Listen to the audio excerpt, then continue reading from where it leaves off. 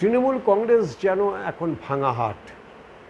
বিধানসভা নির্বাচনের শোচনীয় পরাজয়ের পর সমস্ত অভিযোগের তীর এবং নিশানায় অভিষেক বন্দ্যোপাধ্যায়। ছোট থেকে বড় সমস্ত নেতা নেত্রী, বিধায়ক, পরাজিত বিধায়ক, জয়ী বিধায়ক, এমপি প্রত্যেকেই একজনের দিকে আঙ্গুল তুলছে, তার নাম অভিষেক বন্দ্যোপাধ্যায়। তার লাট সাহেবী চালচলন, তার দুর্ব্যবহার, তার অহং দম্ভ আজকে এই পরাজয়ের কারণ বলে মনে করছেন পরাজিত বিধায়ক এবং তৃণমূলের অধিকাংশ নেতা নেত্রীরা। স্রেফ মুখ্যমন্ত্রীর ভাইপো হওয়ার সুবাদে তার হঠাৎ এই উত্থান এবং সকলের উপরে ছড়ি গড়ানো, এমনকি সৌগত রায়ের মতো বয়োজ্যেষ্ঠ এমপি তাদের উপরে যেভাবে তিনি খবরদারি করতেন, যেভাবে কথা বলতেন, আচরণ করতেন, ব্যবহার করতেন, সেটা অত্যন্ত দুর্ভাগ্যজনক। দল ক্ষমতায় ছিল তাই এতদিন ভয়ে কেউ কিছু বলেনি, কিন্তু ক্ষমতা থেকে সরে যেতেই এই মুহূর্তে তৃণমূল কংগ্রেস একটা আগ্নেয়গিরির পাহাড়ের মতো একের পর এক বিস্ফোরক মন্তব্য করছেন পরাজিত যারা বিধায়ক রয়েছেন এবং যারা তৃণমূল কংগ্রেস থেকে সদ্য যারা দল পরিবর্তন করেছে। পাহাড় সমান একদিকে দুর্নীতি, অভিযোগের মূল বিষয়বস্তু অভিষেক বন্দ্যোপাধ্যায় স্রেফ এই রাজনীতিকে ব্যবসা হিসাবে তিনি নিয়েছেন। একের পর এক অভিযোগ তার বিরুদ্ধে। আইপ্যাক এবং অভিষেক একেবারে দুজন হরিহর আত্মা, গোটা রাজ্য সরকারকে কার্যত টাকার ইনকামের রাস্তা বা টাকা ইনকামের একটা পথ বলে তারা বেছে নিয়েছিল। যে যেখান থেকে পারে যেমন খুশি টাকা তারা রোজগার করেছে, টাকা তোলাবাজি করেছে, এক কথায় তোলাবাজি করেছে। এরকম বহু উদাহরণ আমাদের হাতে আছে। আমরা এর আগেও বলেছিলাম যে কয়লা ব্লক বন্টনের নামে প্রায় 100 কোটি টাকা নিয়ে সেই কাজ আর তারা করতে পারেনি। তাদের লক্ষ্য তখন নাম না বললেও তাদের লক্ষ্য ছিল মূলত অভিষেক বন্দ্যোপাধ্যায়ের বিরুদ্ধে। জেম মেরিয়টে নাকি ঠিক এই ডিলটা হয়েছে, যদিও এর কোনো সত্যতা আমাদের কাছে নেই, কিন্তু যারা ভুক্তভোগী তারা আমাদের কাছে অভিযোগ করেছিল। কিন্তু যখন আমরা বলছিলাম যে লিখিত অভিযোগ করার জন্য তারা রাজি হয়নি, স্বাভাবিক কারণে হবে না, কারণ ক্ষমতায় তখন তৃণমূল কংগ্রেস এবং অভিষেক বন্দ্যোপাধ্যায়ের বিরুদ্ধে কোনো অভিযোগ করা, লিখিতভাবে অভিযোগ করা মানে তার মৃত্যুর দণ্ডে সামিল।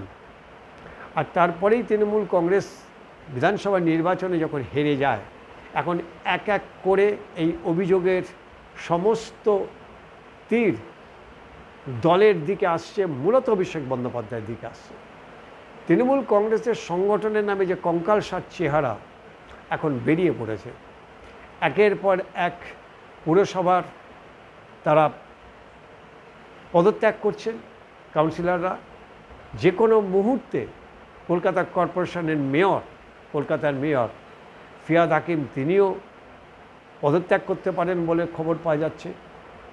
এবং সবথেকে বড় বিষয় যে অধিবেশন, বিশেষ অধিবেশন, সেই অধিবেশন সভা আজকে সভাগৃহে না হয়ে কাউন্সিলরদের যে ক্লাব হাউস তার ভেতরে হয়েছে। একটা বিরলতম ঘটনা। এগুলি সব কিছুই কিন্তু ইঙ্গিত যে একটা দল ভেঙে পড়ে যাচ্ছে বা ভেঙে গেছে তার। আজকে বিধানসভায় কি হলো? বিধানসভাতে স্পিকার তার ঘর না পেয়ে বিক্ষোভ দেখালেন। বিক্ষোভে সামিল হলেন কজন? মাত্র স্রেফ হাতের পরে গুনে 12 জন। হকার উচ্ছেদের প্রতিবাদ কজন বিধায়ক? হাতের করে গুনে 3 জন, কুণাল ঘোষ, মদন মিত্র এবং নানা বন্দ্যোপাধ্যায়। আর সব বিধায়করা কোথায়?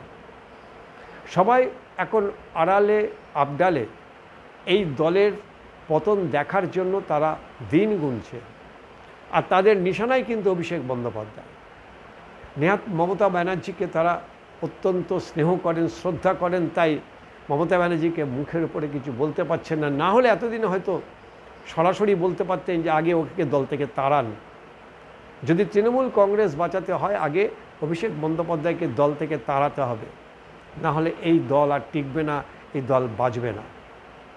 দলের অস্তিত্ব সংকটে পড়ে গেছে এখন। সাম রাখি না কুল রাখি, মুখ্যমন্ত্রীর অবস্থা এখন ঠিক সেরকম।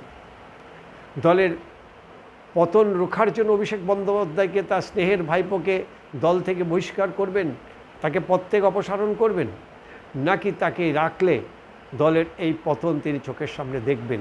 এটা এখন একটা কঠিন পরীক্ষা রাজ্যের মুখ্যমন্ত্রীর সামনে।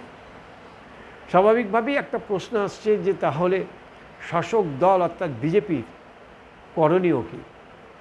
এই মুহূর্তে শুভেন্দু অধিকারী মুখ্যমন্ত্রী হিসাবে সঠিক দায়িত্ব পালন করছেন। একটা রাজ্য সরকারের যা যা করণীয়, যা যা কাজ, জনহিতকর কাজ, সেগুলি তারা করছে এবং একই সঙ্গে প্রশাসন যাতে নিরপেক্ষভাবে কাজ করে এবং প্রশাসনের ভেতরে যে দুর্নীতি বাসা বেঁধেছে সেগুলিকে ভাঙার চেষ্টা করছেন। সাংবিধানিক একটা রূপ দেওয়ার চেষ্টা করছেন গোটা প্রশাসনকে, রাজ্য সরকার এবং রাজ্য সমস্ত প্রশাসনের যে পদাধিকার রয়েছেন তাদেরকে। এবছরেই হাওড়া পুরসভার তাদের ভোট হবে বলে জানিয়েছে। প্রায় 13 বছর ধরে একটা কর্পোরেশনের কোনো ভোট হয় না। একটা গণতান্ত্রিক রাজ্যে, গণতান্ত্রিক দেশে কিভাবে সরকার চলেছে সেটা একদম পরিষ্কার। রাজ্যের 7 থেকে 8টা মিউনিসিপ্যালিটি, তাতে এক্সিকিউটিভ অফিসার দিয়ে চলছে, বোর্ড নেই। এই 3টে যে মিউনিসিপ্যালিটি, কাঁচরাপাড়া, হালিশহর এবং ভাটপাড়া কাউন্সিলররা পদত্যাগ করলো, এখানেও সেই সংকট দেখা দিচ্ছে। ফলে সাংবিধানিক সংকট একদিকে যেমন দেখা দিচ্ছে, তেমন তৃণমূলের সামনে আরও মহা সংকট। সেটা হচ্ছে অভিষেক বন্দ্যোপাধ্যায় যদি থাকে তাহলে তৃণমূলের পতন অবশ্যম্ভাবী, কেউ ঠেকাতে পারবে না। তৃণমূলের পতন হবে হবে হবে। মুখ্যমন্ত্রী কিভাবে এই পরিস্থিতিকে সামাল দেয়, এখন সেটাই দেখা।